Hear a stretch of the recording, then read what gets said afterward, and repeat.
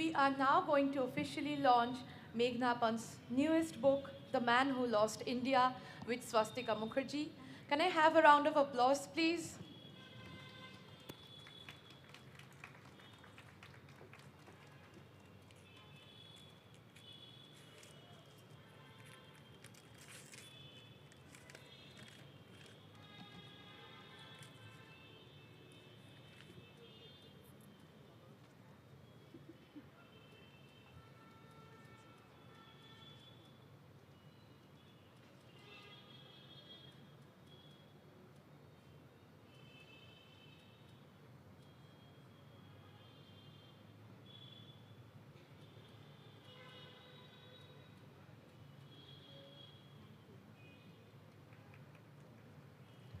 You will sign it for me. Of course, definitely. I would now like to invite Niladri Chatterjee and Rajat Chaudhuri to the stage.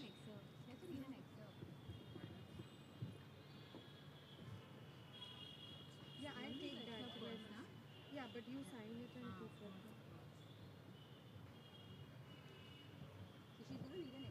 Oh, really? Do you know exactly which part you need Yes. from? It's already been marked. Okay. Of course. I have read all of it. Yes. And I've then decided to. One is a sexy the fun one. Yeah, I think this start with it. Yeah. Which one do you want to?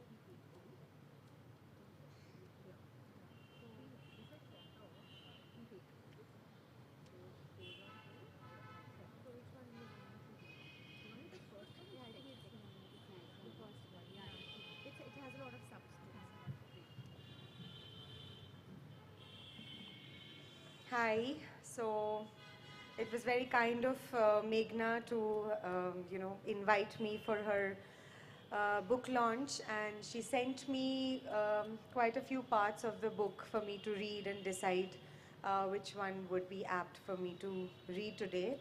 I, I loved almost three of them, but then we zeroed in on one because I felt it was something we could all relate to, given the situation in our country we are living in.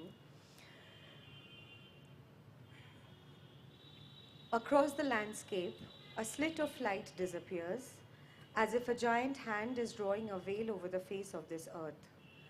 The afternoon shine becomes dimmer. Aeroplane, bye bye!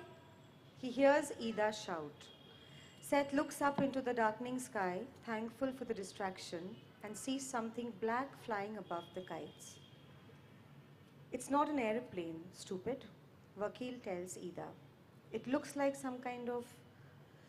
They hear a loud explosion from the neighboring town of Kharbak. The children drop their kites and run to Seth. What's happening? They ask, terrified. Peace does not fall from the sky, but war certainly does. Seth knows this. He also knows that tongues are keepers, not of the truth, but versions of the truth. He pauses with the effort of a poet carefully selecting his words and says, don't worry, nothing is happening. Papa, look, Vakil says. He holds up his mobile phone that is live streaming times how. A hysterical anchor screams, the last bastion has fallen, China has attacked Punjab. Seth sees his children tremble like electric wires in a storm. Before he can calm them, they hear the roar of a jeep. They run to the parapet and look out at the road. An army jeep screeches to a halt in front of Mehra's bungalow. 5 Chinese soldiers in olive drabs jumps out of the jeep and storm into the house. Seth hears the sound of glass shattering, utensils clanking, and cupboards falling. They're ransacking Mehra's home. What's happening, Papa? Ida asks her father. Seth says nothing. He pulls his children to the ground. His heart is thumping against his body like it's possessed by a powerful demon. He looks up to the sky and sees a large yellow moon hanging over there like a decayed tooth. Where has the clear blue day gone?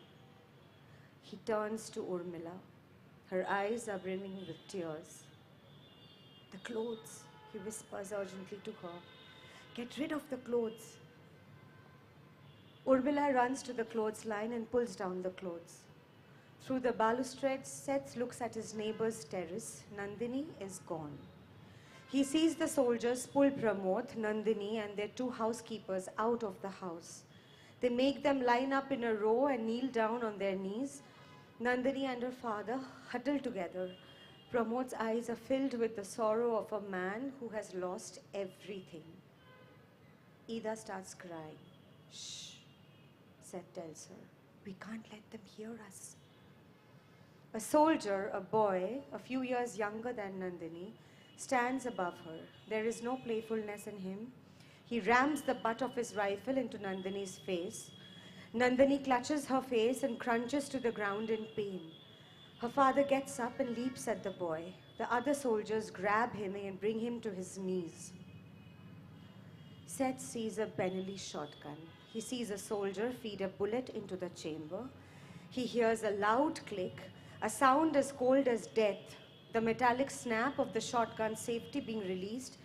He sees the muzzle of the shotgun pointed at Pramod's head. He sees the soldier pull the trigger. He sees the bullet fire. Pramod's head droops as if he's asleep. His body crumples to the ground. Dust from the ground rises on impact and covers Nandini's horrified face. The soldier resets the shotgun's safety and slips the shotgun back into its holster. Seth shuts his eyes in shock. He hears Nandini scream almost at the same time as Ida. He puts his hand over Ida's mouth. Quiet. Everyone stay down. He whispers urgently. Ram, Urmila and Manu sit down beside him. No one moves a muscle. There's a rustle of leaves from their compound's mango tree. Seth cannot believe that the front gate of his bungalow is open. What if the soldiers enter? What will he do then? They hear gunshots. Seth peers over a baluster and sees that the two housekeepers have been shot dead. Only Nandini remains. She holds her bust cheek, sobbing. She's only 16, 3 years younger than his daughter. Seth watches the boy soldier kick her again. The front of his army boot hits Nandini on her nose. Seth sees blood roll down her face. The soldier's foot rises again, high in the air, and Nandini folds her hands in front of her face. Daya, Daya, Daya. She seems to be saying, her front teeth are broken. The soldier laughs. He picks her up and carries her to the jeep as though she's as light as a feather. Seth freezes. Geeta Mehra comes running out of their house. At the front gate, she stops. She looks at the dead bodies. Her eyes become as empty as a gutted animal. She sees her daughter and hurls herself at the jeep. Seth turns his children away. He hears a shot. He watches Geeta as she falls to the ground. The jeep pulls away. It's been less than 20 minutes since it arrived. No one moves. Sweat streams down Seth's arms and he watches it dry. A jacaranda flower falls quivering to his lap. After a minute or 10, he lets Ida go. She screams. Where have they taken her? Ida clutches him and asks, where has she gone, Papa? Nightmares have pulled around her eyes. I don't know, Seth replies. He holds his daughter and walks her slowly down the stairway. The others follow, crying and trembling.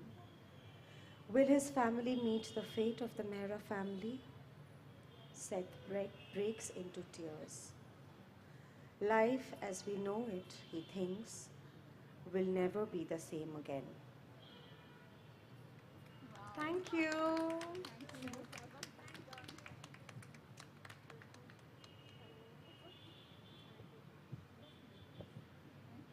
Thank you. And I think as an actor, this is the best that I can do, is to read a novel at the best I can. And all the best for your session. And thank you for being such a lovely audience. Well, that certainly sets the tone for the discussion that we are about to have now. And gosh, I mean, even before the extract was being read, I already had a question prepared about how does violence show itself in a novel about dystopia, and that it was being performed in rather a graphic fashion. So my question, I think this is going to be the same question that I'm going to pose to both of you, which is, first of all, it's just going to be a basic question for the audience. Why write the novel at all? What got you started? So this is going to be for Meghna as well as for you. So whoever wishes to go I first. think women tell stories for 3 reasons. MCP. So masochism, curiosity, and patriarchy. So masochism is, I think something that all of us authors suffer from, where I know that it took me 10 years to be able to write this novel. I was somebody at a literature festival when my first novel, One and a Half Wife, was launched in 2012. Somebody said that women cannot write war novels. Women write about domestic issues and emotional issues, but they can't write about serious matters such as war. And being the heretic that I am, I took it up as a challenge. I spent 3-4 years just doing research. I read a lot. I'm not a China watcher or gawker, so it was a lot. It was like I think my magnum opus in the sense it was such an ambitious canvas to paint, because no female author in India has ever attempted a war novel before. So it was very ambitious, and I have to confess that I had this canonical sort of fear that took over after I finished writing the book, that is this book perfect? Is this book justifying my gender, that yes, women can write war novels and write them well? So I kind of froze with this, I call it cognitive dissonance. Like, when you meet a celebrity whom you love and you kind of freeze. So I just froze, and for 6 years, the book was just lying in a folder in my laptop. And I finally unshackled myself from this striving for perfection, because I believe we're actually relentlessly striving for, sure, this asymptote, but not perfection, because our lives are fundamentally flawed. We can't create anything perfect because we're not perfect beings. So that was one of the reasons. The second was curiosity. My Naniji used to speak about the 1962 Indo-China War, where women used to fling their gold jewelry into passing by army trucks. And, gold bonds were issued by my Nanaji to the government. So there was a sense of patriotism, and I was very curious how, 70 years later, in 2032, if a war between India and China breaks out, how will we react as Indians? It's not an annihilative war like a nuclear war. It's not, archaic like, stones and spears. So how will Indians react to a war if China attacks us? So that was the curiosity that led me to write this book. And one, of course, is the patriarchy that I mentioned, that V.S. Naipaul had also said that no woman can write as well as a male writer. So I wanted to debunk that, disprove that, and I hope I've done some justice to my gender. Yeah, good evening and thank you for having me.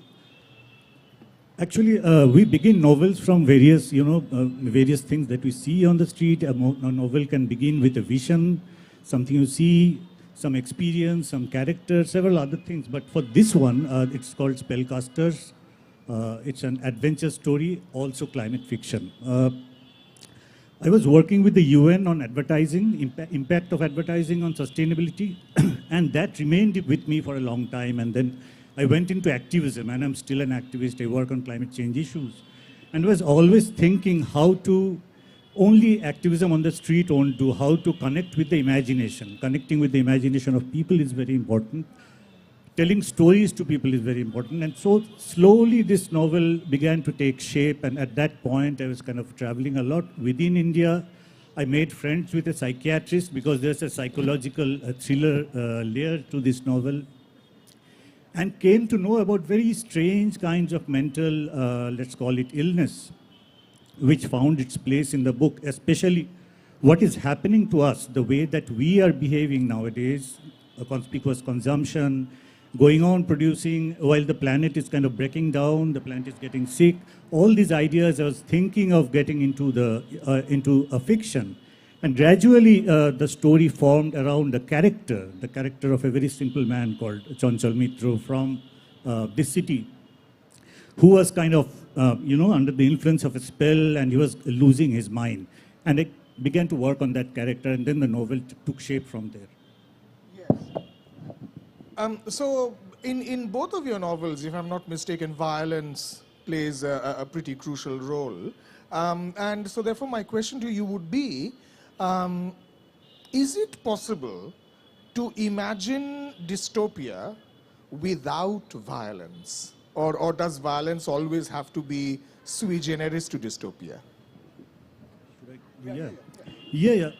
Actually, there are various kinds of dystopia. If you compare Aldous Huxley and Orwell has more violence in his 1984 compared to Huxley. Huxley's, dystopia is kind of mind control, hypnopedia, and all those things, influencing children right from before they are born, creating a caste system through, a rudimentary kind of genetic engineering, which was still not so developed. So that was, a violence, a dystopia without violence. But in Orwell, we find that it's kind of, the state power, torture, all those things. So there are all these kinds of dystopia. In my previous novel, Butterfly Effect, it was more of, that kind of dystopia where a scientific experiment goes wrong and all the world is in trouble. While in this one, it's kind of more power. You can see power in action, and people are getting into serious problems because of that. So, yeah, I think there are two kinds of dystopia always. But at the bottom of it, it's always, the question of happiness versus freedom. In dystopia, you don't have freedom, you have happiness. Yes. Yes. So, again, I feel like, we discussed this also earlier, that there are so many novels that examine war, but without the sort of perhaps male perspective of bestiality or brutality. They instead examine the morality of it. So you find, we were talking about female authors who have written about war, and they brought a very different, very nuanced approach. For, Pat Barker, who we were talking about, the Regeneration trilogy. She talks about the impact of mental health on soldiers. We've got Rebecca West, who's written about that. Arundhati Roy's Ministry of Utmost Happiness speaks about the effect of the marginalized section of, the impact that the Kashmir genocide had on women. So I think what women bring is a very nuanced, a very different approach of the human cost of war. And I think for me, I examined, because I was writing as, I wasn't thinking of my gender, because I believe stories don't have a gender, right? Stories are not born with a vagina or a penis. So stories have no gender. So for me, I was writing about the brutality of war, but also the human cost of war. So in The Man Who Lost India, I've got a family that is annihilated and torn apart. Lovers are torn apart. Families, mothers and daughters are torn apart when China attacks India. So of course there's the war element of it, but there's also the human cost. So I think for me that was very important to examine, because I was taking inspirations. For example, how many of you have read Virginia Woolf's Mrs. Dalloway? That's the after effect of war. So the impact of say, mental health, as we call it now, back in, the 20th century or in the 19th century. Ved Vyas had written about Mahabharat, which is, I think, the greatest war epic ever told. But again, there, I think I love the Mahabharat. But again, I felt like women were marginalized. I mean, they were strong characters, but they were not the centerpiece of the story. But we've got authors today like Chitra Banerjee, Deva Karunia, Korul Das Gupta, or Kavita Kane, who are bringing to the foreground women's narratives. So I think that gives us a more, an empathetic understanding to war, and not just treat it as statistics or treat it as something that happens to other people. So I think that's a perspective I wanted to bring in. Yes, because I think that's a point well taken, because in some quarters, and I'm sorry to be a little gendered in this, but I've often heard little boys speak about war very much as entertainment. they think, oh, guess how many. Glorification. It's absolutely, and this is something that a lot of people have actually talked against when the Iraq war was happening, the US-Iraq war, that it seemed like a video game. So it becomes entertainment, which is very troubling. To get back to the discussion about dystopia as such, when you write a novel that is dystopic in any way, it is fueled by some kind of anger. And that anger is also, by definition, it's also political.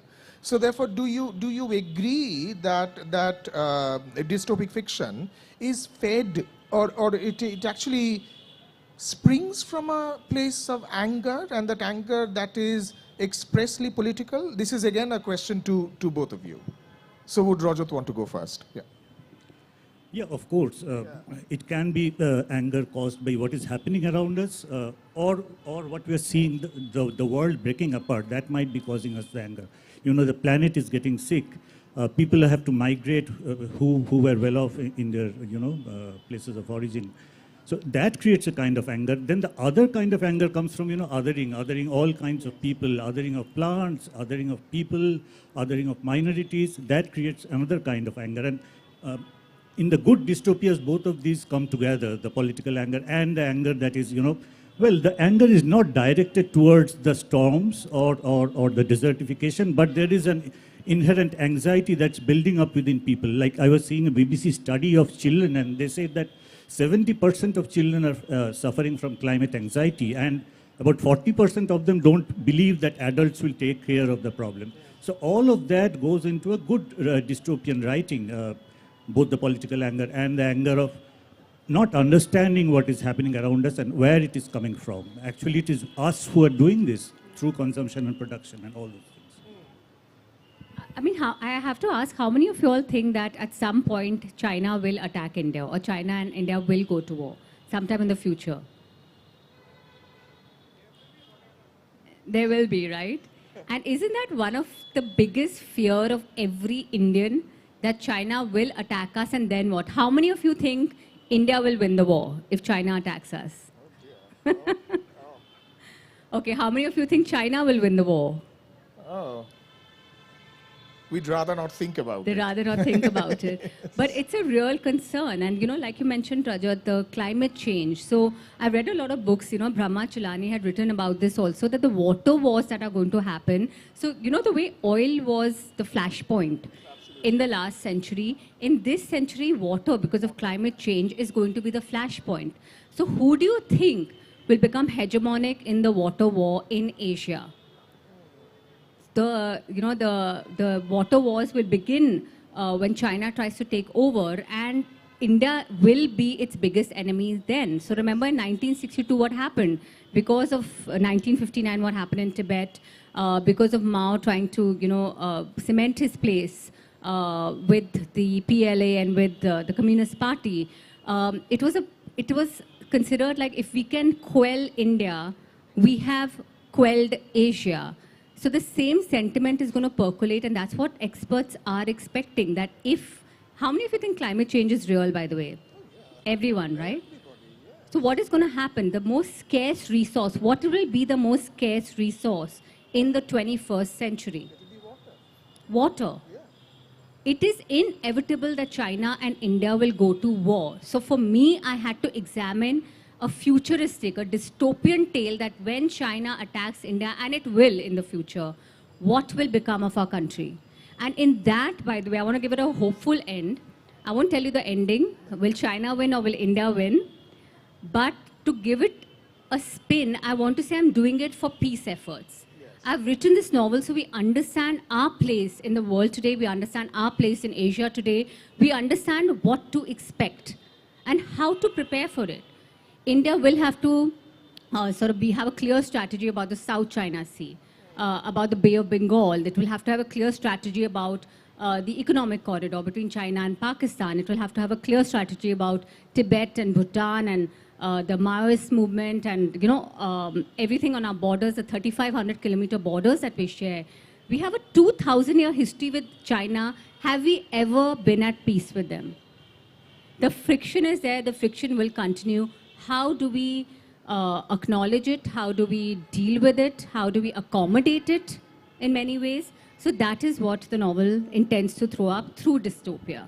Yes, no, I mean, very, very important and urgent things for us to think about. I would want to draw both of your attention to the craft of writing. And the question that I have in my mind, because since I'm a teacher of literature as well, is that whether a novel is character-driven or plot-driven, there seems to be some kind of a tension, because there are some writers who are much more focused on the plot, some on character. And my understanding of both the novels over here is that they're more plot-driven. Am I right in thinking, would that apply as well? So I just want both of you to talk about this tension. Did you experience the tension, and how did you deal with it? Yeah, that tension is always there, and it depends on the story that you are writing. For this particular novel, Spellcasters, though it's kind of genre fiction, all these, science fiction, sci-fi are put under genre and kind of pushed away from the high mansions of serious, literary fiction. But anyway, for this particular novel, because it's, based on a very strange kind of person who gradually loses his mind, I had to focus on the character a lot, and I've worked a lot on building that character of this guy called Chanchal Mitra, who lives in a city called Anantanagar, which is based on Calcutta. And because the story revolves very much around him, how he's losing his mind, and how the planet is also kind of losing its mind, because these freak storms, then this dam burst, then migration, and all those things.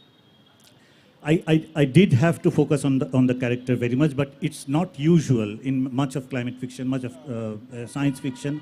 It is plot driven. The narrative is very important, and characters are sometimes not so well developed. But the best among us, they can do both. They can balance the characterization and the narrative and plot. I think for me, because this was such a departure from anything I've written before. I've written non-fiction, short stories. My last novel, Boys Don't Cry, was completely character-driven. It's being adapted into a movie as well now as we speak, because it's led so strongly by the characters. But you're right in this, that The Man Who Lost India, because it's immersed in the past, present, and future, and it is based on geopolitical tensions, is based on real-life events. It was a nice blend of non-fiction and fiction. So I've never experimented with this particular genre before. It was quite a challenge. But I have to say I was very inspired by, when you read a lot of literature on this. So say Pallavi Iyer's Smoke and Mirrors. It's about her, the authors recount non-fictitious, it's a non-fiction book about her time in China. So it's very immersed in the character that she is. But if you read Vijay Gokhale, or if you read Anand Krishnan, or if you read Sama Brahmachalani, they're based in facts. So to meld these two. So I personally visited China in 2015. Beijing and Shanghai are as, I think, crisply washed as, freshly laundered sheets. They're beautiful. And it was such a delight to visit the country, the safety of women. First of all, women there are wealthier than us, they're healthier than us. It was very empowering to see women being treated in a good way, because we, despite being neighbors and having this shared history for 2,000 years, our understanding of China is very limited. It's very fictitious, it's very fraught. So it was lovely, and people there, the locals, they don't play politics. They treated us with so much love. They would hug us, they would thank us for everything. It was such a welcome thing to see. So I think experiential, semantic, your cerebral, all of it is combined in a book like this, and I tapped into all of that and hopefully did a good job. Yeah, but I mean, surely, let's not pretend that China is a feminist paradise. Not at all, but what surprised, you've all heard of the forced sterilizations and all of that. Yeah. But I have to admit that I think the world over, we still have a long way to go when it comes to equality for women's women rights, and especially. safety and rights. Yeah. Yes. I think this is a good time for both of you to perhaps pick out a section that you would want to read. So, Rajat, Meghna, you can choose a section to read. And one that is different, obviously, from the one that's been just read, but yeah. Do you want to stand up? No, you can just sit here. stardust and firebrand. God is not listening because not a single prayer is bringing what's expected of it. But if there's a time for prayer, Seth knows. This is it. Over the last 3 months, without any warning, without heed, China has captured most of India. Millions of people have been killed. Lal Bagh is one of the last standing frontiers, and at any given moment, a bomb is expected to fall on it. It's almost midnight and the ceasefire is minutes away. So, the townspeople are praying. They're praying to their beloved Lord Shiva, for it is Mahashivratri, the holiest day of the new moon month of Magha. Seth watches their eyes shut tight in devotion. War does not change you, it reveals you, Seth thinks. He admires their piety, the surrender that it brings, but has a single man prayed himself out of the life meant for him? Seth hears the ring of a large brass bell and watches Swamiji rotate a lamp, throwing fire 2 feet into the air. The sandalwood scent of the incense, the rhythmic chant of Om Namah Shivaya, and the gentle breeze flowing in from the north ensconce the temple into a calm that can lull the fear in every heart. Standing atop Mount Akaho, the temple casts a golden glow on the town of Lal Bagh. No wonder man created God. Seth is here to show his support to the townspeople, but he cannot bring himself to pray. He possesses neither the fear nor the devoutness of a devotee. He looks at Ram, Urmila, and Manu standing next to him, deep in prayer. Seth's own family has chosen to stay at home, still shaken, still distraught. Because faith is like the sea. It throws back double of what's thrown into it. So is fear. Suddenly something black darkens the night sky. A shadow falls on the half moon of Seth's face. On the Shivlinga, glistening with milk and vermilion paste, Seth sees the reflection of a dazzling blaze of light. Light, the color of blood and ice. Seth looks up to see that the dark night has revealed something insidious.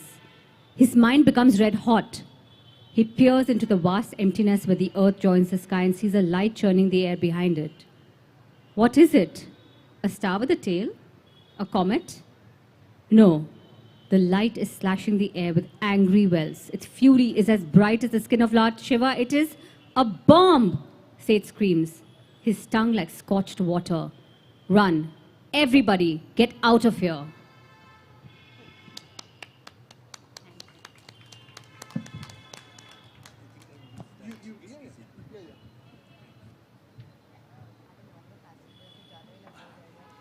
So, just to give you a caveat, there are curse words in this section that I've selected. This is kind of, a bit of transgressive fiction, but curse words and kind of politically incorrect lines. But whoever is the dialogue, the person who is using these words gets into severe trouble later. So it's just a story, and so if I hope no one will take offense. So this scene here, there is this very rich business tycoon. He goes by the initial JRK, and he's involved in some secret experiments at a laboratory, and where he's he's experimenting with psychedelic drugs, and his chief scientist has suddenly died. He has been killed, or an overdose, or something has happened. And the lab assistant, her name is Zita, she has also vanished. But then her corpse is discovered. She's involved in a road accident. And so JRK wants to inspect that corpse of hers. And so it begins at his mansion, which is at the edges of this city called Aukatabad, which is based on Delhi. Delhi is, the city of Aukat and power and what can pelf. So this is happening there. And the name of the chapter is titled Corpses Have No Answers. Very few people of Aukatabad have seen the house except in pictures. In any case, it was on the perimeter of the city where low brown hills meet the plains and hungry leopards roam about at night looking for easy kills. The high granite walls around the mansion are topped by electric fencing, and the only intruders who might have had a glimpse of the Palladian facade of the building are the dead Himalayan baboons, whose blackened corpses are often found tangled with the electric fencing, which spark with blinding blue flashes whenever an animal is snared by its tongues of death. Inside the walls are carefully maintained grounds with rolling grasslands and stands of trees, at the center of which is a ring of amalthas, forming a natural barricade around the building. Behind the mansion, the grasslands stretch for half a kilometer, meeting the boundary wall at the edge of the old hill. Throughout the property are stands of kodam, shady devdarus, and patches of desert roses whose scent hangs thick all along the carving path that leads up to the house. It is still the small hours of the morning when the medical van meant for transporting animal carcasses drives through the gates. Its headlamps are switched off as it winds up the path to the mansion, coming to a halt on the concrete apron behind the building, which is also used as a helipad. The engine idles as two men jump out of the cabin and rush to the back.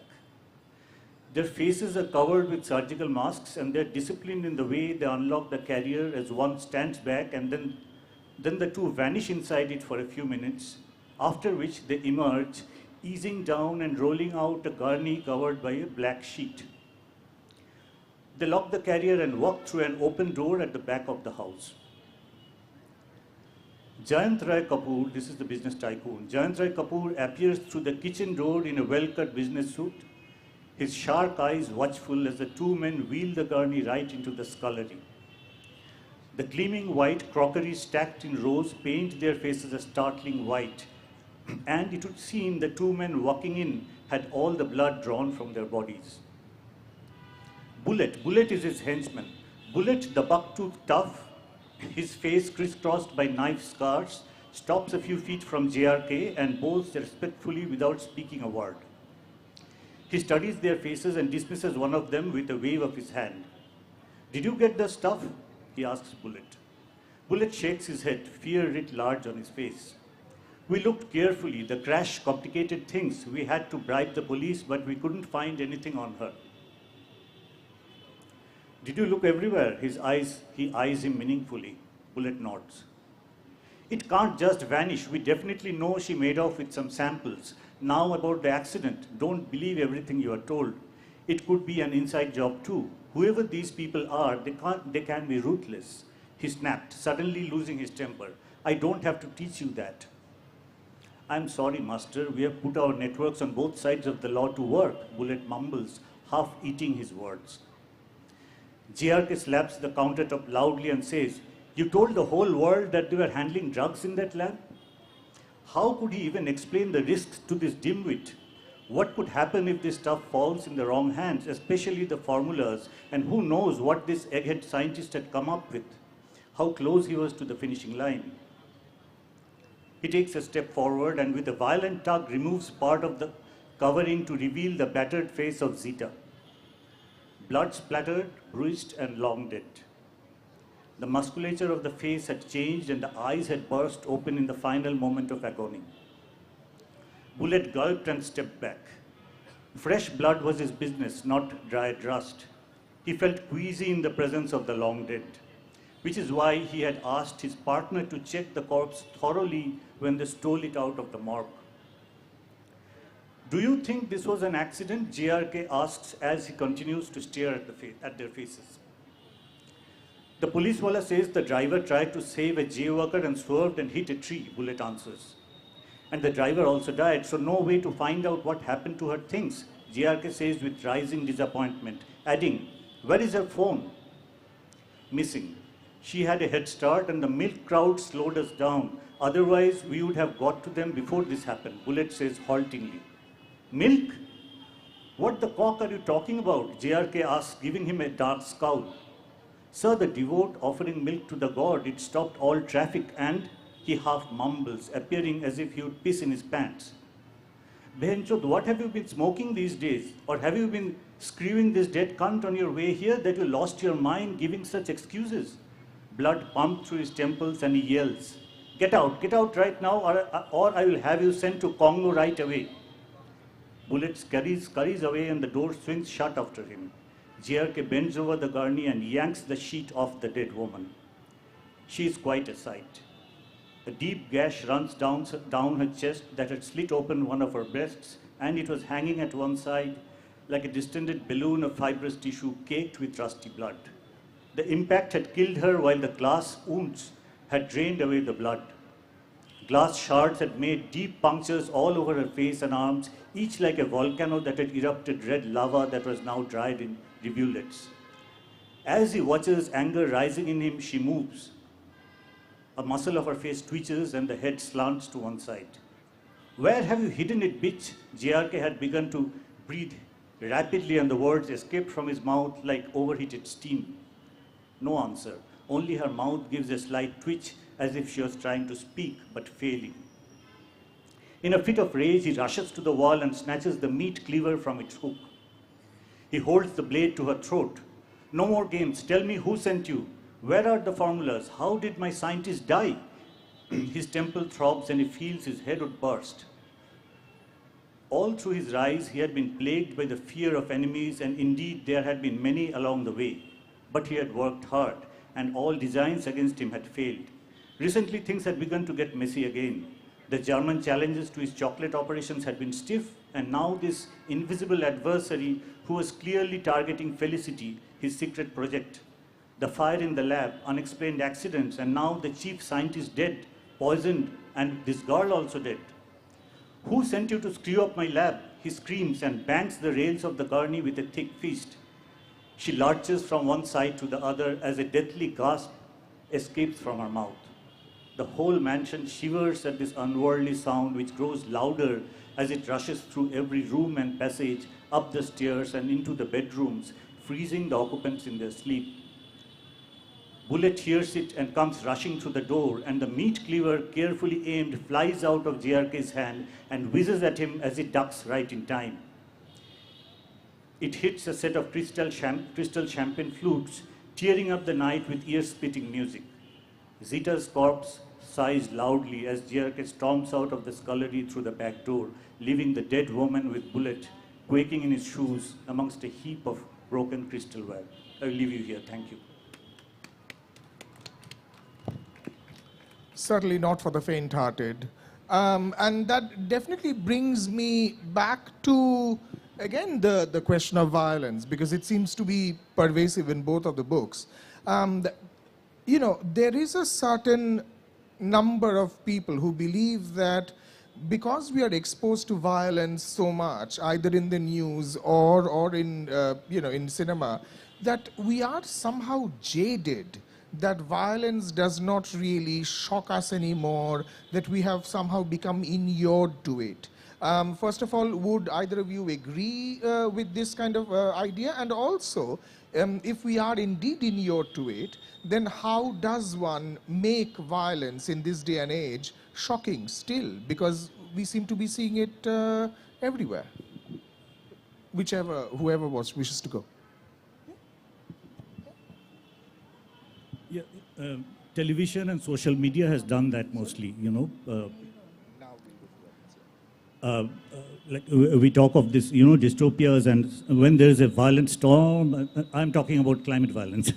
Violent storm or something terrible happening, like a dam burst, what happened in Sikkim a few months back. What we will be doing then is we'll be taking photographs of that and we'll be making reels out of it. That is what has happened. That is what these algorithms, the social media has done to us. Yeah.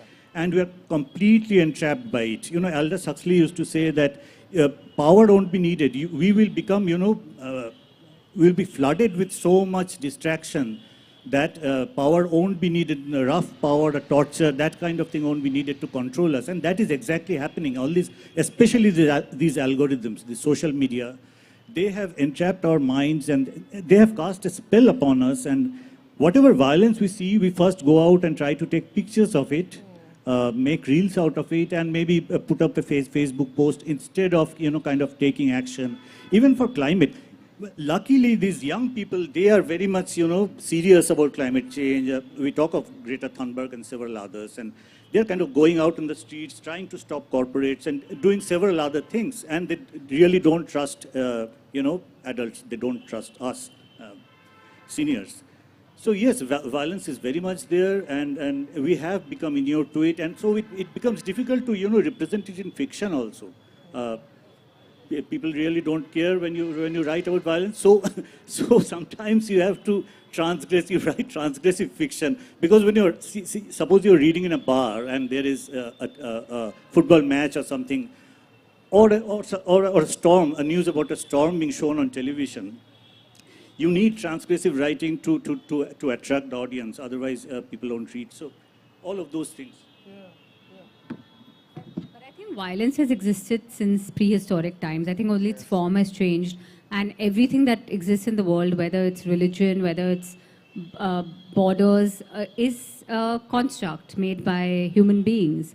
So I think the only thing I'll end with is that instead of overpowering, let's change the conversation and start empowering. I think that's what will lead to change and to the desensitization that we've developed towards violence of an extreme kind. So I think that if we start with an individual, then the families will change. When families change, then neighborhoods will change. That's how society will change, and then nations will change. Then the world will change. So it begins with us. So let's change our headspace from overpowering others, from this power dynamics that we always find, seek in other people or pulling other people down for everything that they do. Instead of that, let's think of ourselves as a humanity, and instead of overpowering, let's empower each other. I think that's how the conversation will shift.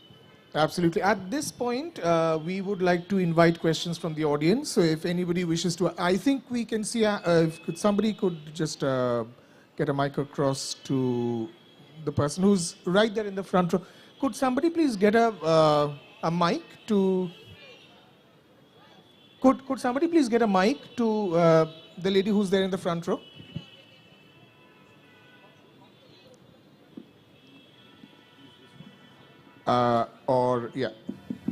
Yes. Yeah.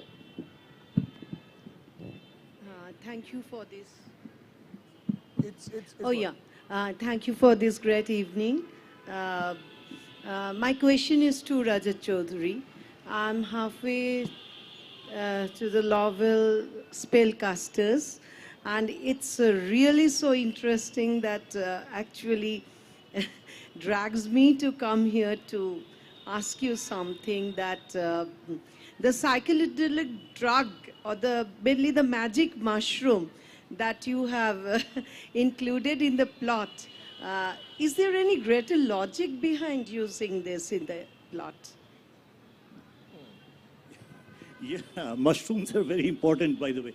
So, actually, from long time back, 40, 50 years, well, people have been using these psychedelics for a very long time. Entheogens, psilocybin and this cactus and all. Huxley has written a lot about it. And in religious ceremonies especially. But recently, 40, 50 years back, there was a very important experiment done at Johns Hopkins. It's called the Good Friday experiment, where two groups of people, one group was given psilocybin, these magic mushrooms, and the other was given a placebo. And these people were followed for many years, and many of them had life-changing experiments. And nowadays, some of these entheogens are being used in therapeutic contexts also. So in this book, I tried to pick up some of that, but also remembering that this kind of substances can take us either to heaven or to hell, as Huxley has written about picking up from William Blake. So it comes into the story like that. Like if it falls in the wrong hands, even in Butterfly Effect, I have done that genetic engineering can go totally wrong and put lots of people into trouble. It can, lead to an epidemic also. If you think of COVID, it might have been an engineered substance. So that way, that's how psychedelics and especially entheogens, magic mushrooms, come into the picture in the book. Yes. Yes, there's a question there. It's a small question. I mean, don't you think dystopian fiction or even films, more than anger, there's a little bit of fear, a little bit of paranoia when we think about a future? These are the things that can actually go wrong, and we are more afraid, and then we are trying to express ourselves than we being angry with our present society. We know that we are leading towards it. So there's an anger. But again, there's a fear. Is it paranoia? Would you identify that as paranoia? Meghna, why don't you take that question? Is it paranoia? I think fear also defines are, it's again is a centerpiece of human existence. I think we all, an animal, it's an everything animal is an animal instinct instinct to- to be fearful of our, yeah. to be, you know, fearful of our past, of our present, of our future. And you're absolutely correct in saying that dystopia is definitely perhaps, you know, a subset of that. So may I just sort of say that copies of Meghna Pant's book are available. So she's here, so you can get your signed copies. And I'm sure Rajat's book is available here as well. So if you'd like to get signed copies, that is where the books would be available. I think we have time for perhaps one last question, because we still have... Add to his question. Can I Okay, just answer? yeah. Fear, of course, and you know, it has been seen that dystopian climate fiction puts people off, some people off, and they kind of stop taking action compared to, you know, solar punk or hopeful climate fiction. And there are many studies done on that by Matthew Schneider, Meyerson, and other people. But then again, if you think of the life of the Buddha, see those 4 sites, those are kind of dark, grief and all that. But then after passing through those, when he left home and he founded a world religion, that might have saved many people. So grief, darkness is always not problematic. It can also give us a spiritual energy to do something better. But usually hope works for more people, which is why these other genres, hope punk and solar punk, are coming up. Brilliant. Yes, a very, very short question, yes. My question is for Rajat Chaudhuri. You kept referring to Huxley over the course of your talk. So one of the most powerful books I've read on the mind-altering effects of a drug is Dose of Perception. So was that a sort of influence somewhere? Mescaline, I think. Was Mescaline, yeah, yeah, very much so. Mescaline, yes. Dose of Perception, that it comes from Blake's poem, yeah. Very much so, and this book deals a lot with that, and there's a scientist who is experimenting with these things, because this tycoon has an agenda to use it in somehow, to use it wrongly, because some of these substances have been found to have good effects. I'm not advocating for drugs, because there are alternatives. We can go for group therapies, we can do other things, we can, as you were saying, community is very important to deal with these major existential problems like climate change. But it has been found that these substances can also help, and they are being used in therapeutic context. And I've been very much influenced by those books, you know, Dose of Perception, Heaven and Hell, and other Huxley's works. Yeah. Thank you so much. And with 12 seconds to go for the end of the session, I think we've amazing time management, wonderful, wonderful speakers.